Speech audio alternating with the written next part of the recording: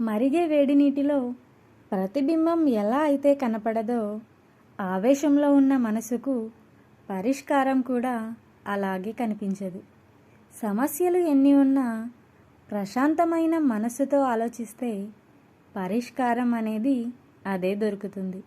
ఒక్కసారి ప్రశాంతంగా ఆలోచించి చూడండి. అదృష్టంతో వచ్చింది అహంకారాన్ని కలిగిస్తుంది. తెలివితో సంపాదించింది సంతోషాన్ని ఇస్తుంది. కష్టపడి సంపాదించింది సంతృప్తిని ఇస్తుంది. ఒడ్డుకు చేరిన వారి మాటలు ఒకలా ఉంటాయి, నీళ్లలో ఈదేవాడి ఆలోచనలు మరోలా ఉంటాయి. ఒకరిది అనుభవం అయితే మరొకరిది పోరాటం. ఈత వస్తేనే నీళ్ళలో బ్రతకగలం, లేదంటే చనిపోతాం. కానీ ఈ సమాజం మధ్య బ్రతకాలంటే ఇంకా చాలా చాలా విద్యలు తెలుసుండాలి. లేదంటే నీళ్ళలో ఎలా అయితే చనిపోతామో మన జీవితాన్ని ఈదలేక అలాగే చనిపోతాం. అవునా కాదా? నా వీడియోస్ కనుక మీకు నచ్చినట్లయితే ఒక లైక్, ఒక షేర్, ఒక కామెంట్.